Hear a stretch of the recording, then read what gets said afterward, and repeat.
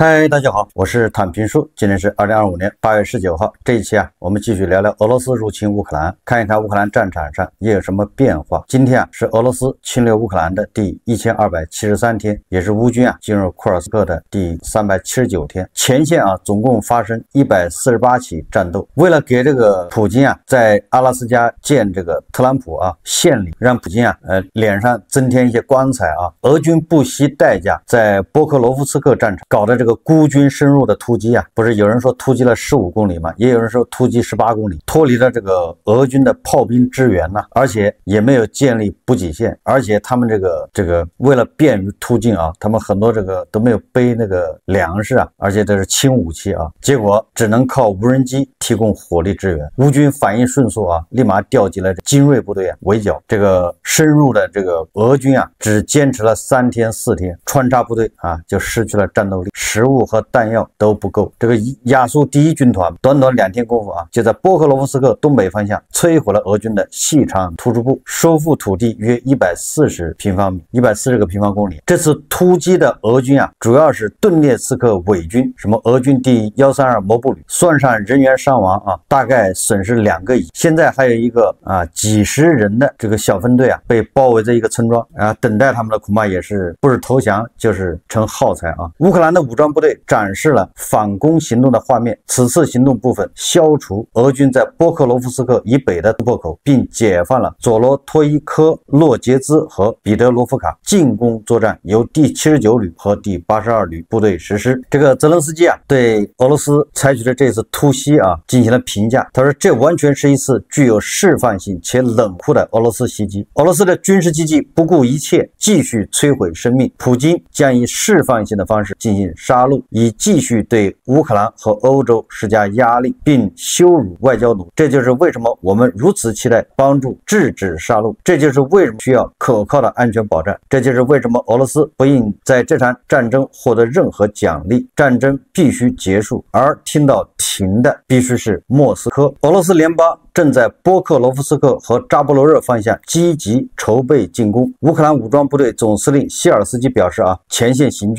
势严峻，其要点如下：俄罗斯联邦在波克罗夫斯克方向每天约有50次突击行动，目前这是前线最艰难的地区。俄军正在使用所谓的千刀万剐战术，即在宽阔的战线上以小规模突击集群发动进攻。俄军在苏梅地区已被击败，尽管俄军拥有一支由精锐部队组成的强大部队，但在过去2个月中，敌军仍未取得任何进展。军队将转向军级指挥体制，目标是显著提高乌克兰武装部队及其战斗力量在战场上的可控性。实际上，在过去的1000天里面俄罗斯虽然发动了很多攻击人肉冲锋但是俄罗斯牺牲了这么多人，损失了这么多装备，占领了不到1%的乌克兰领土。8月17日，与乌克兰国防部合作的监测服务机构通报称在过去的1010天，也就是近3年时间里，俄罗斯占领者仅占领了不到1%的乌克兰领土，但是俄罗斯的损失那是巨大的。8月18日周一匈牙利外交部长西亚尔多彼得表示他说乌克兰袭击了德鲁日巴输油管道上的一座变电站，导致俄罗斯向匈牙利的原油运输中断。匈牙利大部分原油通过德鲁日巴输油管进口，该管道将俄罗斯原油经白俄罗斯和乌克兰输送至匈牙利和斯洛伐克。这个咱们在前几天节目已经说过了乌军炸的就是这个布良斯克的这叫德鲁日巴输油管，把这个变电站和这个控制室都给炸了，导致这个原油输送中断。那一头就是匈牙利还有斯洛伐克。这个匈牙利的外长西亚尔多在脸书上写道，他已与俄罗斯能源部副部长帕维尔·索罗金进行了交谈。索罗金告诉他，专家正在努力恢复变电站，但目前尚不清楚何时恢复供油。这个匈牙利的这个鄂尔班呢，那简直就是普京的小迷弟处处跟乌克兰跟欧盟作对同样的这个俄罗斯也没闲着。8月18号，俄罗斯军队使用天竺葵无人机袭击并摧毁了位于乌克兰奥德萨地区的阿塞拜疆共和国国家石油公司一个油库。值得注意的是，俄军对乌克兰目标的大规模袭击发生在8月18日凌晨。袭击发生后，阿塞拜疆油库发生火灾，所有油库泵站、建筑和其他建筑物均遭到破坏。此次袭击造成的损失正在评估中。随后，乌克兰奥德萨地区附近的阿塞拜疆油库遭袭的视频出现在网络上。乌克兰国家紧急及服务部门通报称，超过100名救援人员、国民警卫战士和当地的消防队参与了清除袭击后果的工作。这个阿塞拜疆已经说过了啊，如果俄罗斯再打击他们在乌克兰的输油管道和这个储油设施，那么阿塞拜疆就要向乌克兰这个解除武器禁运，这是在逼阿塞拜疆啊。这个乌克兰游击队啊，在被占领的梅利托波尔市发动大规模炸弹袭击，造成至少10名俄罗斯士兵丧生，一辆载有俄罗斯海军陆战队和卡德罗夫所谓的阿赫迈特特种部队无人机小组的卡车被击中。这个是敌后武工队实施的这个爆破行动至少造成10名俄罗斯士兵丧生。当地时间8月18号，俄罗斯联邦安全局发布消息称，挫败了一起针对克里米亚大桥的恐怖袭击。俄联邦安全局称在执法过程中发现了一辆来自乌克兰的载有炸弹的汽车，参与者目前已被拘捕。这是今年以来被挫败的第2起针对大桥的恐袭事件。这个是央视报道但是我想这个俄罗斯的联邦安全局这个经常有杀良冒功的这种搞法，也就是抓几个俄罗斯人，然后栽赃给他，说他车上装的是炸药，要炸这个克里米亚大桥，对吧？然后这样俄罗斯联邦安全局他就立功对吧？KPI 就完成。我们再看看这个外交以及国际援助当地时间17号乌克兰总统泽连斯基到访布鲁塞尔，与欧盟和欧洲国家领导人协调对美谈判立场。在会议后双方举行大约15分钟的新闻发布会。欧盟委员会主席冯德莱恩强调了欧盟在俄乌冲突中的几项核心立场。第一个是欢迎乌克兰加入欧盟，此举可被视为一种安全保障。欧盟不会允许乌克兰的国际边境线遭到侵犯，关于乌克兰主权与领土问题应由乌克兰自主决定。同时，欧盟成员国将继续加强对俄制裁。冯德莱恩特别指出，在冲突解决过程中，乌克兰始终可以依靠欧盟的支持，也就是欧盟是乌克兰坚强的后盾乌军宣布，射程超过3000公里的巡航导弹火烈鸟已经量产。乌克兰在这个它的网站上公布了新型巡航导弹火烈鸟的批量生产情况，说这个火烈鸟导弹战斗部1000千克，就是1吨重射程达3000公里，起飞重量6吨，固定的翼展是6米，飞行速度是900公里每小时。这个发这个视频的乌方网站配文说导弹从科尔巴阡山脉里发射，已经用于攻击俄国目标。这个根据公布的视频可以看到火烈鸟导弹先在测试中成功发射，随后在实战条件下对俄罗斯的联邦境内目标实施了打击。这家工厂位于科尔巴阡山脉森林保护区的公司，数月前已完成导弹成功测试，随后进入批量生产。不管怎么说吧，这个火烈鸟巡航导弹可以达3000公里，弹头1吨重。这个俄罗斯人呢，马上就要尝到这个导弹的滋味，而且据说1个月可以生产这个50枚火烈鸟导弹。乌克兰人没有等来德国的这个叫什么金牛座，但是自己的这个3000公里的导弹都已经出来了。假以时日乌克兰什么武器他弄不出来呢？这些都要还给俄罗斯法国总统马克龙他对媒体说就是这个《世界报》采访的时候他说只有一个国家提出的和平其实就是投降，那就是俄罗斯。马克龙在志愿联盟会议结束后表示，相关言论由《世界报》引用，如果我们在对莫斯科时表现软弱，我们就是在为明天的冲突做准备。也就是你现在绥靖实际上就是为未来的战争埋下了伏笔。他说，我坚信我们必须进入新的外交阶段，我们去华盛顿与特朗普会面，不仅是为了支持泽连斯基，更是为了捍卫欧洲人的利益。马克龙说也就是马克龙认为现在绥靖不仅不能带来和平，反而会引发更大的战争。对此这个俄罗斯的这个外交部发言人扎哈罗娃在他的社交平台电报频道上发文批驳了马克龙的言论，说多么卑鄙的谎言！7年来，俄罗斯一直基于明斯克协议提出了和平解决乌克兰内部危机的方案。扎哈罗娃指出正是法国官员煽动乌克兰人抗议和政变，这破坏了乌克兰的安全与稳定。他还强调，法国向乌克兰提供的武器被用于恐怖袭击，法国用虚假的承诺腐蚀乌克兰民众，所以法国才是要求乌克兰投降的国家。就是强盗逻辑强盗一边要求乌克兰投降，一边要求乌克兰撤出乌克兰自己的领土顿涅茨克和卢甘斯，然后扎波罗热、赫尔松呢冻结战线，然后要求乌克兰不能加入北约，要求乌克兰不能跟其他国家进行军事合合作，对吧？要压缩部队武装部队力量，这样的一个流氓和强盗，他居然反过来污蔑说这个法国不想看到和平。我们再看看这个德国总理默尔茨对吧？继续发声支持泽连斯基，支持乌克兰他在动身前往这个美国之前，大家看视频Punkten, die wir besprochen haben, miteinander von Präsident Trump in Frage gestellt worden. Das ist ein gutes Ergebnis. Ich will mal den wichtigsten herausnehmen. Es gibt keine territorialen Verhandlungen zwischen Putin und Trump über die Köpfe der Ukraine und über die Köpfe der Europäer hinweg. Das ist eine gute Nachricht. Die Sicherheitsgarantien sind eine weitere gute Nachricht. Es wird jetzt kompliziert, aber die Gespräche haben begonnen. Sie werden bereits am Montag fortgesetzt. Und natürlich, die Europäer werden dabei eine Rolle spielen, aber wir dürfen uns auch nicht überschätzen. Geschlossenheit Europas ist wichtig, aber die entscheidende Rolle in diesem Krieg wird bis auf weiteres die Vereinigten Staaten von Amerika spielen, der amerikanische Präsident, der dann auch die Macht in der Hand hat, sowohl militärisch als auch mit entsprechenden Sanktionen, mit Zöllen, darauf hinzuwirken, dass Russland sich mehr bewegt, als sie es gegenwärtig tun. Deswegen haben wir heute Morgen über eine Stunde nochmal mit Präsident Trump gesprochen. Er lädt jetzt nach Washington ein und an diesem Treffen wird Zelensky am Montag teilnehmen. Wir werden das gemeinsam vorbereiten. Die Gespräche laufen schon den ganzen Tag heute. Sie werden auch morgen den ganzen Tag laufen. Wir werden morgen Nachmittag nochmal eine längere Videokonferenz mit der sogenannten Koalition der Willigen haben. Also das geht jetzt Hand in Hand und ich kann mich im Augenblick über die Abstimmung zwischen Amerika, Europa und Kiew überhaupt nicht beklagen. Im Gegenteil, wir sind hier wirklich gut zusammen unterwegs und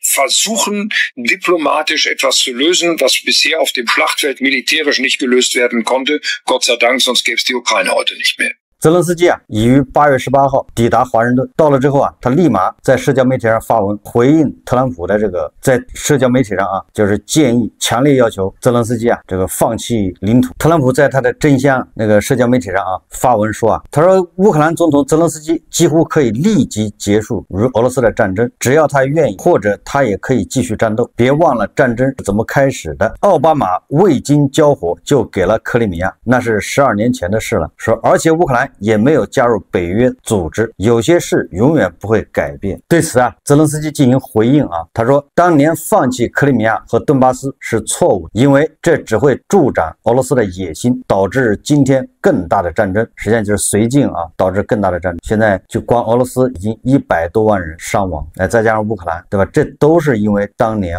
放任俄罗斯占领克里米亚。第二个说强调乌克兰不会再轻信口头安全保证。布达佩斯备忘录当时乌克兰交出了核武器换取美英俄的安全保证，但最后俄罗斯还是侵略了乌克兰。这个泽连斯基说我已经抵达华盛顿，明天我将与特朗普总统会面，明天我们还将与欧洲领导人通话。我感谢美国总统邀请，我们都怀有强烈的愿望，要迅速而可靠的结束这场战争，而且和平必须是持久的，不能像多年前那样。俄罗斯必须结束这场他自己挑起的战争。我希望我们与美国以及欧洲朋友共同力量能够迫使俄罗斯走向真正的和平。美国前总统克林顿说他说正是我们美国迫使乌克兰放弃核武器、巡航导弹和战略轰炸机，是我们承诺保护乌克兰免受俄罗斯侵略，是我们让乌克兰陷入脆弱境地。所以没错，这场战争我们难辞其咎。波兰的外长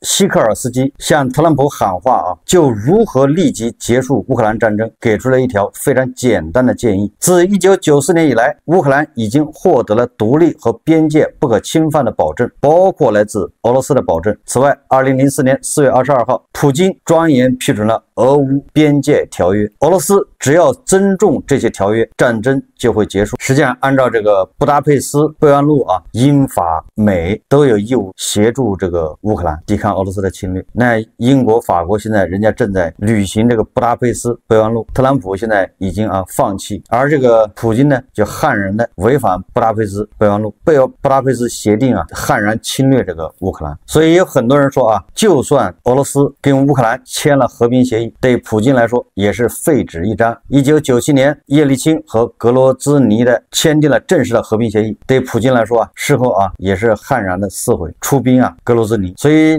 这个泽连斯基所说的安全保障，那不是一纸协议，因为协议签的太多了，安全保障就必须是美西方要派军队在乌克兰。但是这个特朗普的这个特别代表叫维特科夫，那简直是这个叫滑稽可笑。维特科夫在电视节目中宣称他说美俄已在乌克兰安全保障问题上达成协议，说这个克里姆林宫同意结束这场战争，将不再进攻其他国家和并会立法承诺，现在一切取决于基辅，说克里姆林宫已经做出了让步，俄罗斯不会占领乌克兰全境。这个维特科夫居然成了这个普京的传声筒，帮着普京说话，这个确实让人大跌眼镜就公开的为这个克里姆林宫辩护。与其说普京不会占领乌克兰全境，你还不如说普京他没有那个实力占领乌克兰全境，战斗打了3年半了，双方还焦灼在这个战线上。维特科夫的意思就是乌克兰只要无条件投降，那么普京就不再进一步侵略，而且俄罗斯要立法不再侵略欧洲其他国家，这个简直太搞笑了。俄罗斯的立法那是普京想改就改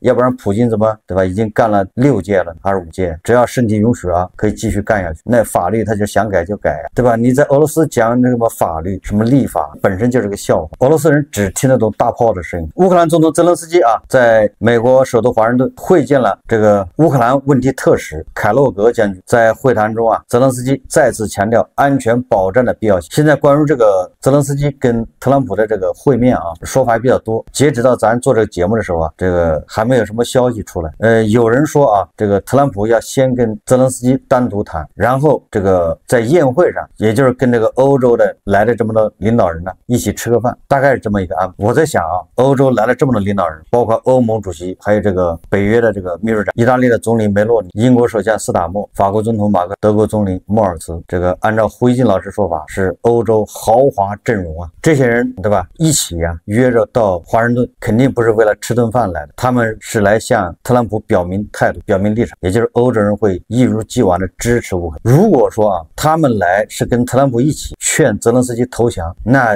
就完全没必要跑到华盛顿来，他们在欧洲对吧，在柏林在维也纳是吧，在什么地方都可以劝这个泽连斯基投降吧，接受特朗普和普京的这个建议对吧，你们乌克兰撤出顿巴斯和这个卢甘斯克顿涅茨，然后就停火了，何必兴师动众的跑到华盛顿去。我看那个德国总理莫尔茨一个人拎2包上了飞机。所以说这个欧洲国家领导人陪泽连斯基去，一定是帮泽连斯基要说服或者扭转特朗普的这种一边倒向普京的这做法。但是对吧，欧洲国家领导人现在也不会跟特朗普翻脸，他们已经做好支持乌克兰的准备，但是他们还需要美国卖武对吧？从这一点说他们肯定不愿意跟特朗普关系搞僵，也不希望乌克兰跟美国的关系搞僵，所以他们要来劝和。这是第一个，就是最次不能让特朗普对吧断供。如果特朗普不卖武器，那这个对欧洲对乌克兰来说那都是相当不利。第二个就是特朗普自己说了安全保障，说他愿意提供安全保障，那这个欧洲的国家领导人呢就顺杆就上，因为英国和法国他早就搞了一个叫志愿者联盟，他早就跟特朗普谈了，让特朗普提供空中支援呢，也就是让美国作为这个志愿者联盟的后盾。某种程度上就说明欧洲这些英国法国他们还是有点心虚所以有美国在后面撑腰，有美国的承诺，那他们就敢向乌克兰派兵，志愿者联盟。那现在既然特朗普自己放风说愿意提供这个安全保障，那这个欧洲国家领导人呢就顺杆就上。所以我觉得这个想逼泽连斯基投降那是不可能，泽连斯基投降也没必要找你特朗普这个条件他自己跑去莫斯科往那一跪就不就完了，何必还搞个中间商，何必还让特朗普赚差价呢？特朗普还搞一个叫什么，还想搞个诺贝尔和平奖，他自己跑去一跪不就完了吗？这个欧盟对吧，冯德兰这个梅尔茨马克龙反复强调就实际控制线停火。泽连斯基说了，如果让他从这个顿涅茨克撤军呢，实际上就是把整个的乌东拱手相让给这个普京。普京哪天高兴了，条件成熟了，他就可以从顿涅茨克直接往西进军，想拿多少就拿多少。欧欧洲和美国现在的不敢下场，那个时候他敢下场。所以我刚才说了，欧洲它应该是以时间换空间，还在筹备着，就是它的军事啊、军工这些恢复，它是产能，对吧？它是这个国防都需要时间。朝鲜啊都已经派部队在这个库尔斯克参战，欧洲居然这么多国家，对吧？实力这么强大，到现在都不敢下场，本身就说明问题，跃跃欲试，对吧？摩拳擦掌，劲儿不上，这会是天天开。当然这个咱们不能脱离实际，对吧？也就是说这个欧洲确实有难言之隐，也逼近的啊，这个武备废弛啊，已经80年了，对吧？打一打小的这个地方武装，打一打非洲哪些国家还可以，你要真要跟世界第2强国俄罗斯杠呢，他们还是心里没底。虽然乌克兰啊已经在前面做出表率，但是他们还是，对吧？瞻前顾后。那特朗普呢更是这样，特朗普见到普京以后啊，感觉这个魂飞魄散啊。这个美西方媒体不是形容特朗普被普京 PUA 了吗？对吧？甚至还有美西方的媒体说特朗普被普京精神控制了。这个 PUA 和精神控制咱说不上，但是特朗普确实啊，精神基本上是非常疲惫，被垮掉了，对吧？特朗普一直是夸夸其谈，把有的人说成没的说成有，芝麻说成西瓜，对吧？特朗普接见啊，或者是跟其他世界领导人啊这个会见的时候，那个嚣张的气焰在普京面前是淡然无存。施瓦辛格说他像个小学生，像一个粉丝会见，就是见他崇拜的偶像，就差把本子掏出来让普京给他签名了。俄罗斯乌拉尔联邦区交通运输检察官办公室发布消息称，当地时间8月18日上午，一架载有6名机组人员和40名乘客的安24飞机在秋明州罗西诺机场起飞时滑出跑道，所幸没有人员在此次事件中伤亡。你看看啊，这俄罗斯的这个民航啊，可以说这个事故是越来越频繁，这个就像极了俄罗斯在国内的经济啊，对吧？就是这样，这飞机是年久失修，对吧？没有得到很好的保养，在美西方的制裁封锁之下，勉强也能起飞，但是事故不断，随时会酝酿一个大事故，机毁人亡。那俄罗斯国内经济也是一样的，事故不断，在某个时刻啊，很有可能就轰然倒塌，土崩瓦解。好，这期节目咱们就聊到这，感谢大家收看。如果喜欢我的，欢迎订阅转发，也可以在下方留言评论，谢谢大家。